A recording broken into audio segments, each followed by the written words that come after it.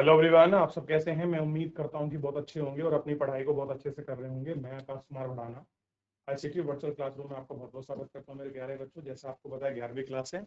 आज हम लोग चैप्टर नंबर 6 को आपका देखेंगे। और चैप्टर नंबर 6 जैसा आपको पता है भू आकृतिक प्रक्रियाओं को हम लोग देख रहे हैं। चैप्टर नंबर 6 के अंतर्गत हम लोग इसमें आपका इसे देखकर बात करें, ठीक। और इसी पर हम लोग और तलब करने वाले हैं और एक एक करके हम इन सभी को आपका देखते हैं। देखिए, पृथ्वी की उत्पत्ति कैसे हुई, इसकी पर्पटी व अन्य आंतरिक संस्तरों का विकास कैसे हुआ, पर्पटी प्लेट का संरचना किस प्रकार हुआ है, कैसे हो रहा है, भूकंप ज्वालामुखी के प्रकार, भू पर्पटी को निर्मित करने वाले खनिज सूचनाओं की जानकारी। अब हम जिस धरातल पर रह रहे हैं उसके विषय का विस्तार जानने का प्रयास करेंगे और हम इसके साथ ही प्रारंभ, ठीक। कह रहे हैं कि सर्वप्रथम भू पर्पटी, कल आप लोगों ने सेल के विषय में पढ़ा था, तो मैं आपको कुछ मैंने सेल बताई थी और मैंने पता था कि सेलें कैसे बनी है कि जब पृथ्वी के आपके कहां से मेंटल से, ऊपरी मेंटल और निचला क्रस्ट से जब आपका लावा निकलकर एथनोस्फीयर को पार करते हुए क्रस्ट को तोड़कर बाहर जो फैलकर आपका जम गया ठंडा होकर, जिसे हमने लावा कहा, क्लियर है। उस लावे को हमने देखा और लावे के बाद ही हमने उसमें देखा कि जो आपका लावा है, इस लावा में आपका किस प्रकार से ठंडा हुआ है और उसके जमने से जो आग्नेय चट्टानें बनी है, तो हमने उनको क्या कह दिया, इग्नियस, हमने सेल कहा। तो क्या बना था, इग्नियस सेल बने थे। इग्नियस सेल का जब अपर्दन अपक्षय हुआ तो उसी के सेडिमेंट से आपको कौन सी रॉक्स बनी, अपसादी चट्टान। जब अपसादी आपके चट्टानों पर समय के साथ यानी कि बहुत लंबे समय में ताप और दाब लगा, क्या लगा, ताप और दाब, तो टेम्परेचर और प्रेशर लगने के साथ एक लॉन्ग टाइम में वो क्या होगी, आपकी मेटामॉर्फिक बन गई, यानी कि रूपांतरित हो गई। क्लियर है। तो हमने इन सब रूपांतरणों को भी इसमें गौर करके देखा। कह रहे हैं कि सर्वप्रथम भूपर्पटी गंतव्य है, आपकी अच्छी तरह से जानते हैं, यह क्षतिज एवं तथा ऊर्ध्वाधर भाग के दिशाओं में संचालित होती है। क्षतिज का मतलब और ऊर्ध्वाधर का मतलब दोनों बताइए, यानी कि इस तरह से भी और इस तरह से भी, ठीक है। ये कैसी होगी, ऊर्ध्वाधर, और ये कैसी होगी, क्षतिज। क्लियर है। दोनों रूप में आपको देखने के लिए ये हमेशा मिलती है, ठीक। अब देखिए, निश्चित तौर पर भूकाल में वर्तमान गति की अपेक्षा थोड़ी तीव्र संचलित होती है। भूपर्पटी के निर्माण करने वाले गति के भीतर सक्रिय और बाह्य बलों में पाया जाने वाला अंतर ही पृथ्वी के बाह्य सतह के अंतर के लिए उत्तरदायी है। कैसा है, उसी के लिए उत्तरदायी। मूलतः धरातल सूर्य से प्राप्त ऊर्जा द्वारा प्रेक्षित बाह्य बलों से अंतर्बल प्रभावित होता है। निश्चित रूप से आंतरिक बल अभी भी सक्रिय है, यद्यपि उनमें तीव्रता में अंतर। इसका तात्पर्य है कि धरातल पृथ्वी मंडल के अंतर्गत उत्पन्न हुए बाह्य बलों और पृथ्वी के आंतरिक उद्भव के अनावरण से प्रभावित होता है। किससे होता है, अनावरण से प्रभावित होता है तथा सर्वदा परिवर्तनशील है। बाह्य बलों को बाह्यजनिक तथा अंतर्जनिक बलों को अंतर्जनिक बल कहते हैं। बाह्यजनिक बलों की क्रियाओं का परिमाण होता है उभरती हुई भूआकृतियां, घर्षण तथा बेसिन निगम, ठीक। गंतव्यों का भराव धरातल पर अपर्दन के माध्यम से उच्चावत माध्यम के क्रम में होने को का संतुलन है। कैसा है, इन सबका आपसी संतुलन है।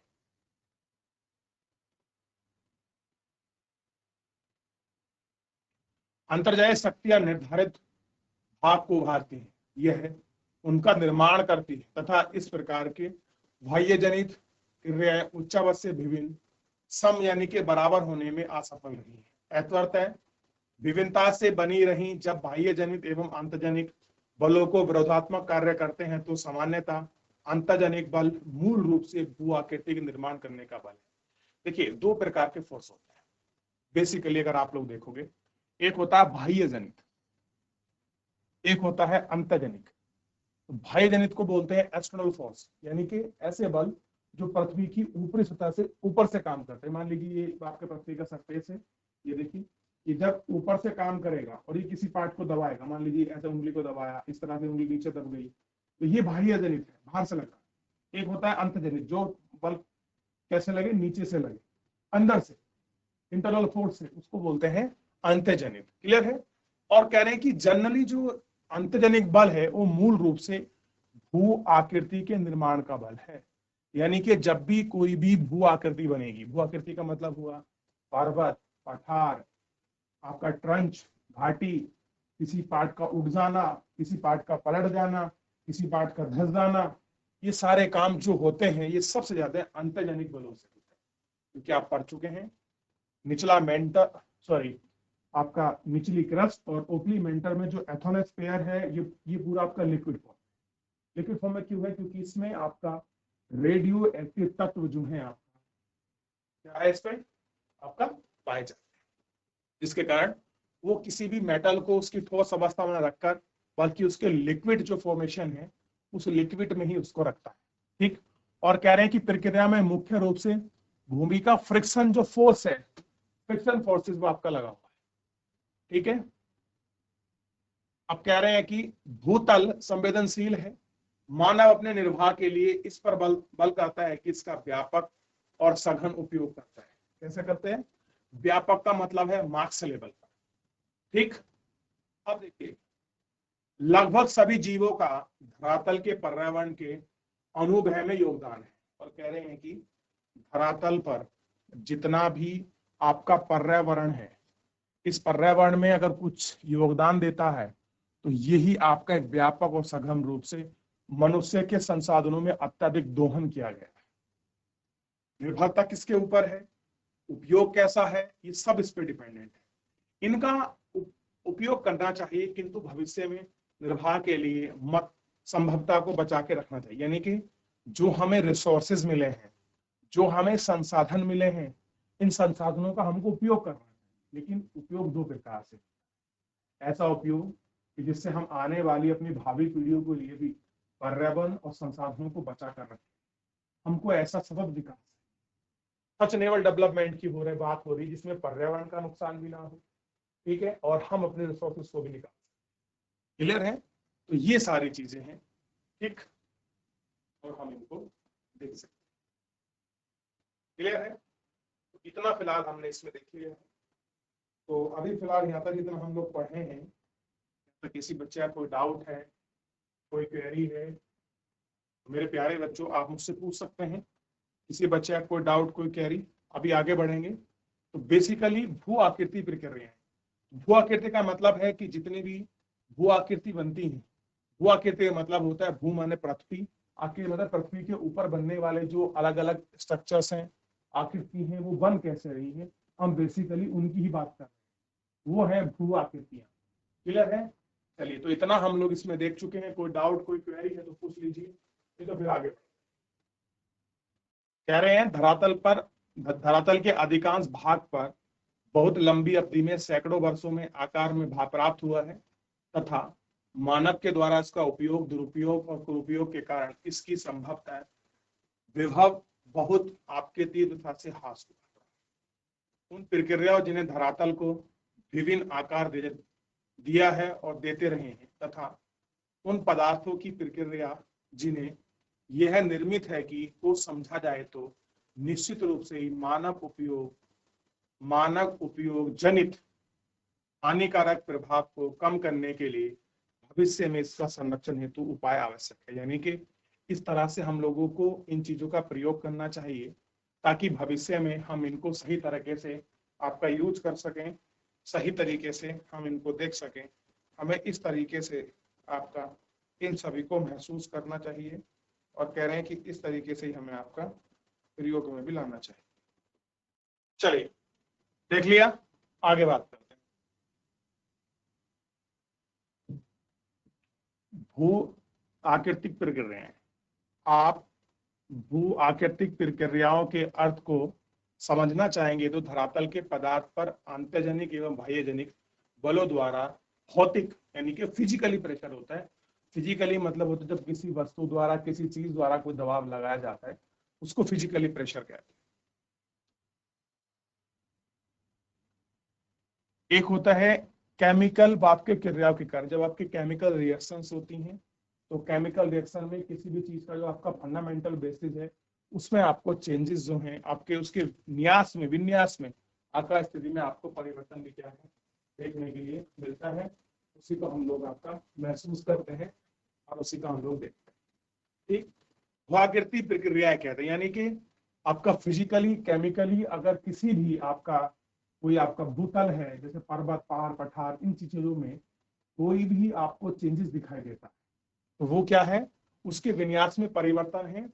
भू आपके प्रक्रिया कहते हैं पटल विरूपण, ये भी एक फोर्स है, पटल विरूपण फोर्स है ये, एवं ज्वालामुखी वोल्केनिज्म आंतरिक भू आकृति की प्रक्रियाएं हैं। आप देखते हैं कि जो अब पढ़ के आइए, चलिए थोड़ा इसको देख लीजिए। भूपटल विरूपण फोर्स जो आपके सीधा धरातल पर जो लगता है उसको क्या कह रहे हैं, ज्वालामुखी अंतजनी भू आकृति प्रक्रियाएं हैं जो पहले भी अपेक्षा में विवेचित हैं। अपेक्षित बाह्य क्षरण यानी कि मास रेसिंग है, अपर्दन एवं निक्षेपण बाह्य जनित प्रक्रियाएं हैं, यानी कि जो आपका इंटरनल फोर्स लगता है पृथ्वी पर, जो अंदर से बल लगता है, ज्वालामुखी का जो बल है उसे फोर्सेस करके ऊपर रखते, ये सब कैसे हैं, ये आपके आंतरिक बल हैं मेरे प्यारे बच्चों। कैसे हैं ये आपके आंतरिक फोर्स है। कैसे, कौन सा, चाहे आपका पटल विरूपण हो या फिर ज्वालामुखी। और आप देखिए अपर्दन निक्षेपण, क्लियर है, ये सब क्या है, ये आपके बाह्य हैं, अपक्षय वगैरह, अपक्षय हो गया, अपर्दन हो गया, निक्षेपण हो गया, क्लियर है।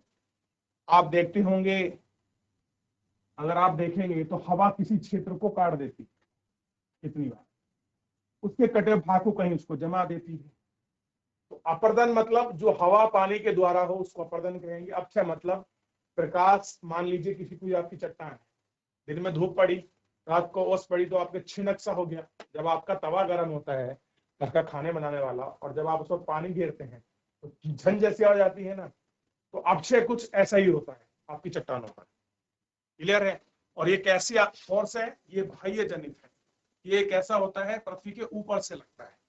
तो अगर आपसे पूछ लिया जाए कि आपका अपर्दन निक्षेपण और अपक्षय और बृहद क्षरण मास वास्टिंग जो है ये भू आकृति में अंतर्जनिक है कि बाह्य जनित है, तो आप कहेंगे सर ये बाह्य जनित फोर्स है, क्योंकि आंतरिक जनित फोर्स तो पटल विरूपण फोर्स है जो आपका डिप्रेशन, तो आपका नीचे से जो फोर्स लगता है ज्वालामुखी जो फोर्स है वो सब इंटरनल है, क्लियर है, ये आपको देखना है। ठीक, कह रहे हैं प्रकृति के किसी भी बाह्य जनित तत्व, बाह्य जनित तत्व का मतलब है जो पृथ्वी के ऊपर भाग पे पाए जाते हैं, जैसे जल हो गया, हिम हो गया, हिम मतलब आपकी बर्फ, वायु इत्यादि जो धरातल के पदार्थों को अधिग्रहण का मतलब होता है अपने कब्जे में लेती, ढक लेती है, यानी कि एक्वायर करती है, तथा परिवहन में सक्षम हो। परिवहन का मतलब है ट्रांसपोर्टेशन, अब जल एक जगह से दूसरी जगह जा सकता है, हिम भी एक जगह दूसरी जगह बहकर जा सकती है, वायु भी जा सकती है, करने में सक्षम होते हैं, भू आकृति कारक कहलाते हैं। यानी कि आप सिंपल समझिए, आप अपर्दन किसे कहोगे, अपर्दन का मतलब है कि एक स्थान से किसी चीज का कट कर दूसरे स्थान पर पहुंचना, वो अपर्दन है। अपक्षय का मतलब है कोई चीज क्षणभंगुर होकर वहीं रहेगी। निक्षेपण का मतलब है वो किसी के साथ बहकर किसी एक जगह प्रॉपर स्थान पर उसने अपना डिपोजिशन बना लिया, जिससे क्या बनता है, सेडिमेंट्री रॉक्स, अपसादी सैले बनती हैं, क्लियर है, क्या बनती है, अपसादी जो सैले हैं वो आपका बनती है, क्लियर है। कह रहे हैं कि बाह्य जनित कारकों में भागीरथी कहा जाता है। कह रहे हैं कि जब प्रकृति ने ये तत्व ढाल प्रवणता के कारण गतिशील हो जाते हैं तो पदार्थ को हटाकर ढाल के सहारे ले जाते हैं और निचले भागों में निक्षेपित कर देते हैं। भू आकृति प्रक्रियाएं तथा भू आकृति कारक विशेषकर बाह्य जनित को स्पष्ट रूप से अलग अलग ना कहने जाने का ये समझना होगा कि ये दोनों एक ही हैं, आप इनको अलग अलग नहीं समझ सकते, आप इनको एक ही मानिए, क्लियर है। जो बाह्य जनित फोर्स है और जितनी भी इसमें फिजिकल एक्टिविटी होती है आप इनको अलग ना मानकर इनको एक ही आपको मानना पड़ेगा। ठीक, एक प्रक्रिया का बल होता है जो धरातल के पदार्थ के साथ अनुरूप में होने का प्रभावी होता है। कारक एक गतिशील माध्यम है, जैसे प्रवाहित जल, हिमानी हवा, लहरें, धाराएं, जो धरातल के पदार्थों को आता है और ले जाता है, निक्षेपित करता है, और वायु प्रवाह द्वारा जल, भूमिगत और हिमानी हवा, लहरों, धारा इत्यादि को भू आकृति का कारक कहा जाता है। कैसे कहा जाता है? इन सब चीज का आपका कारक है कहा जाता है।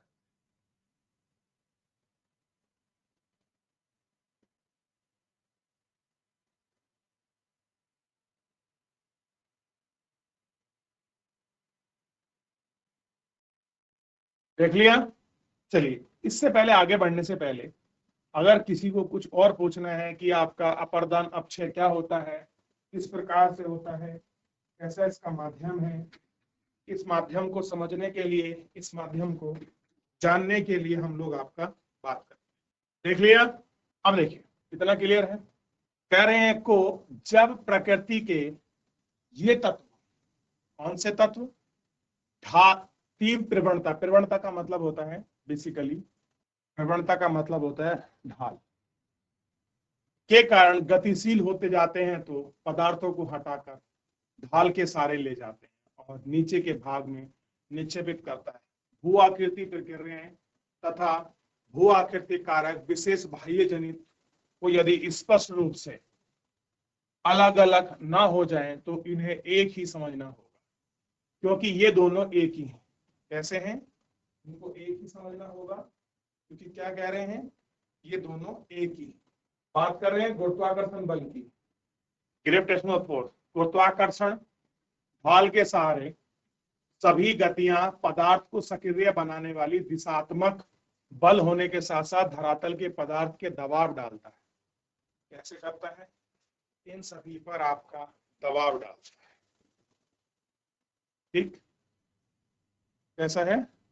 कह रहे हैं कि अप्रत्यक्ष गुरुत्वाकर्षण बल यानी कि इनडायरेक्ट जो आप ग्रेविटेशनल फोर्स लगता है, लहरों एवं ज्वार भाटा जनित धाराओं को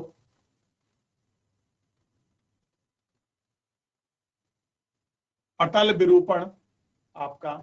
अब देखिए सभी प्रकार की, अब हम बात कर रहे हैं पटल विरूपण की। कह रहे सभी प्रकार की प्रक्रियाएं जो भूपटल को संचालित, उत्पादित और निर्मित करती हैं पटल विरूपण के अंतर्गत है। यानी कि जितना भी आपका क्रस्ट में कोई मोमेंटम है, कोई चीज उत्पन्न होती है, निर्मित होती है, वो सब किसके कारण होती है? जो आपका पटल विरूपण है, बल है, इसकी वजह। ये फोर्स है बेसिकली, जो पृथ्वी पर कहां से लगता है? इंटरनल से लगता है। जैसे छीन बलन के माध्यम से पर्वत का निर्माण आप देखते हैं, जब कोई आपस में कोई प्लेट टकराती है, प्लेट को पढ़ चुके हैं, उसके माध्यम से कैसे पर्वतों का निर्माण होता है। मैंने आपको बताया था कि इंडियन प्लेट और यूरेशियन प्लेट जब आपस में टकराई थी तो कैसे आपका हिमालय का निर्माण हुआ, वो भी इसी के कारण। तथा भू आकृति की लंबी एवं संकीर्ण पट्टी को प्रभावित करने वाली आपकी परिवर्तनीय धरातल के बड़े भाग के उत्पन्न या विकृति में संलग्न महाद्वीपीय संरचना संबंधित प्रक्रियाएं हैं। अपेक्षाकृत छोटे स्थानीय पर संचालन के कारण उत्पन्न भूकंप है। भूपर्पटी प्लेट के क्षैतिज संचालन के कारण प्लेट विवर्तनी का भूमिका है। प्लेट विवर्तनी की परिवर्तन की में भूपर्पटी बलन के रूप में छीड़ है। महाद्वीपीय संरचना के कारण साधारण आपकी विकृति हो सकती है। परिवर्तनीय पर्वत निर्माण प्रक्रिया है जब महाद्वीपीय संरचना, महाद्वीपीय निर्माण प्रक्रिया है। पर्वतनीय महाद्वीपीय रचनाएं भूकंप एवं प्लेट परिवर्तन की प्रक्रियाओं से भूपर्पटी के भ्रंश और विध्वंस हो जाती हैं, तो इस प्रक्रियाओं के कारण दबाव एवं आयतन तथा ताप क्रम में परिवर्तन होता है, जिसके परिमाण स्वरूप सैलों का कायातरण प्रेरित होता है। सैलों का जो रूप रंग है, जो स्ट्रक्चर्स है, वो आपका इंटरनल फोर्स के कारण आपका चेंज होता है। किसी बड़े भाग में कोई उत्थान हो जाता है। ठीक है, ठीक,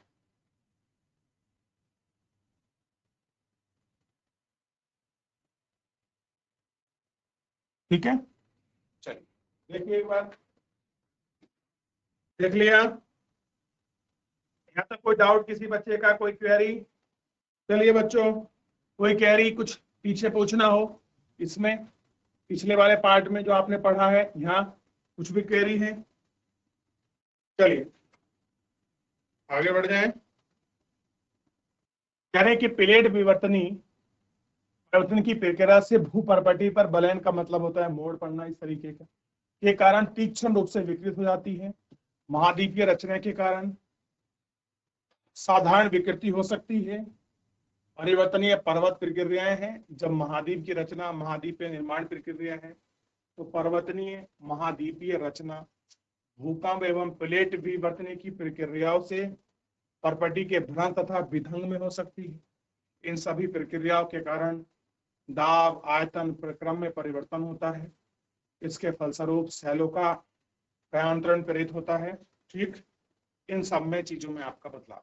ज्वालामुखी तय, ज्वालामुखी के अंतर्गत पिघली हुई शैलें, दावा, लवा, भूतल और संचल के अनेक आंतरिक एवं बाह्य जनित ज्वालामुखी स्वरूपों का निर्माण सम्मिलित होता है।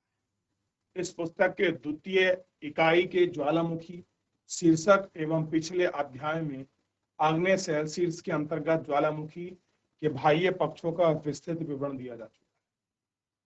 क्या करते हैं? विस्तृत विवरण दिया। ज्वालामुखीता एवं ज्वालामुखी शब्द दो में भेद बताए गए, एक है ज्वालामुखीयता, एक है ज्वालामुखी। कह रहे हैं कि बाह्य जनित प्रक्रिया है, एक्सोजेनिक आपका प्रोसेस है। बाह्य प्रक्रिया अपनी ऊर्जा सूर्य द्वारा निर्धारित वायुमंडल में ऊर्जा एवं अंतर्जनित शक्तियों के नियंत्रित विवर्तनिकी कारकों से उत्पन्न होती है। किस तरह से उत्पन्न होती है? सूर्य द्वारा जो आपके निर्धारित वायुमंडलीय और अंतर्जनित शक्ति में से नियंत्रित होती है। यही प्लेट विवर्तन के कारण ही आपकी प्रवणता हमको इसमें इस तरह की ये आपका दिखाई देती है। ठीक है, अनाच्छादित प्रक्रियाएं ऐसी हैं, अनाच्छादित प्रक्रियाएं अपचय, बृहत संचालन, अपर्दन, परिवर्तन, प्रेरक बल, गुरुत्वाकर्षण, आणविक दाब तथा रासायनिक क्रियाएं हैं। गुरुत्वाकर्षण बल गतिज गति है। कैसी है? गतिज आपका गति है। कैसी है? जो गतिज है वो आपको गति इसमें आपको देखने के लिए मिल जाएगी। क्लियर है? ये चित्रित आपको दिया गया है कि कैसे प्रक्रिया होती है। मान लीजिए कोई चट्टान है, उसमें प्रक्रिया हुई, अपर्दन हुआ, बृहत संचालन है, अपर्दन है। अपर्दन का मतलब होता है बेसिकली परिवहन, किसी चीज को काट कर एक स्थान से दूसरे ले आना, वो अपर्दन के प्रोसेस में है।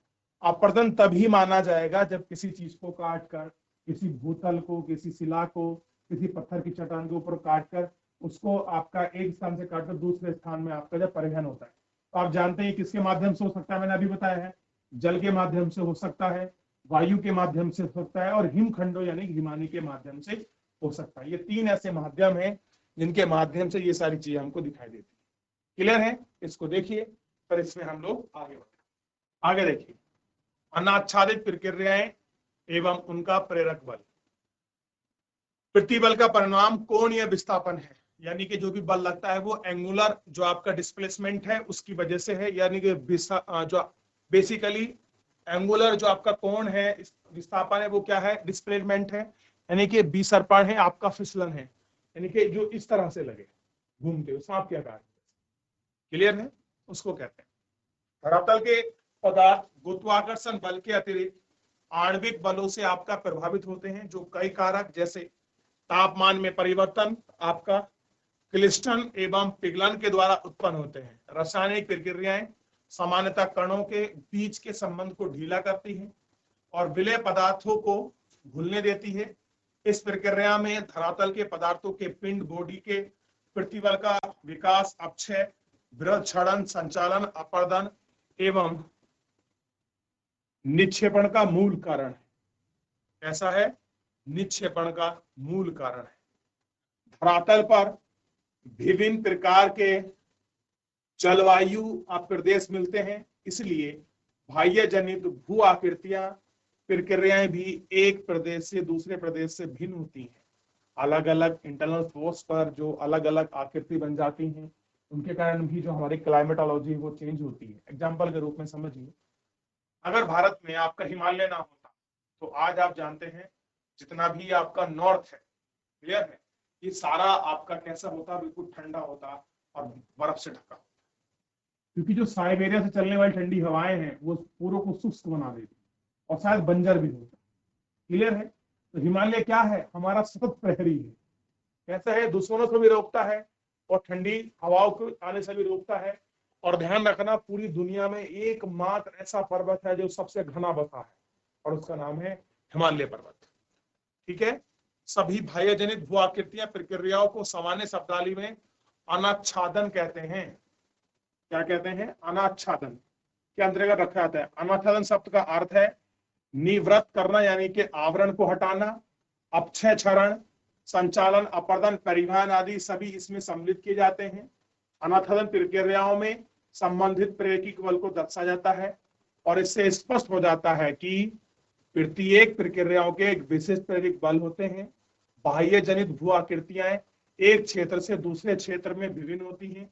जैसा कि स्पष्ट है कि प्रकृति के धरातल पर आपका तापीय प्रवणता के कारण विभिन्न जलवायु प्रदेश स्थित हैं, जो अक्षांशीय मौसम एवं जल थल विस्तार के विभिन्नता के कारण उत्पन्न होते हैं। तापमान के तथा वर्षण जलवायु दो इसके महत्वपूर्ण फैक्टर हैं।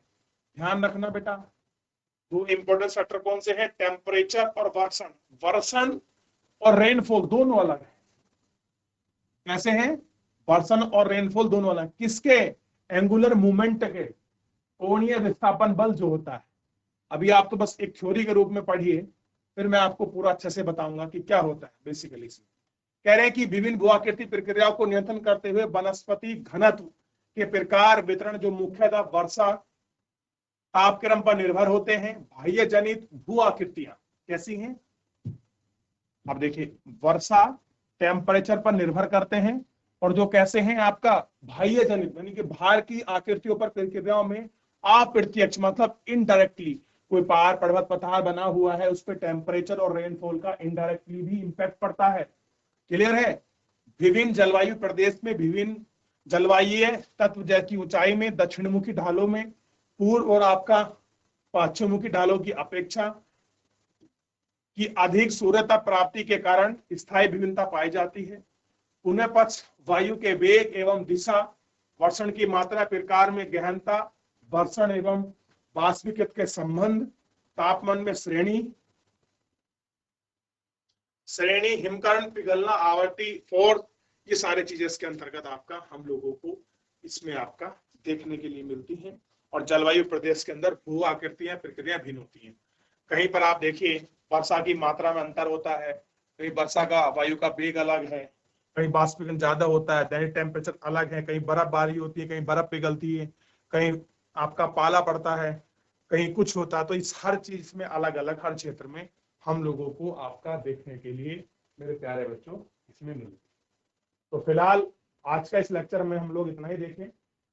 शेष लेक्चर हम लोग अगले लेक्चर में देखेंगे। तो फिलहाल मेरे प्यारे बच्चों आज इसको अपना आप लोग अच्छे से पढ़िए, रिवीजन करिए। कोई इसमें डाउट है, कोई क्वेरी आपकी रहती है तो मेरे प्यारे बच्चों आप मुझसे लाइव जुड़कर चैट के माध्यम से जरूर पूछ सकते हैं। तो फिलहाल मेरे प्यारे बच्चों आज के इस लेक्चर में इतना ही। धन्यवाद।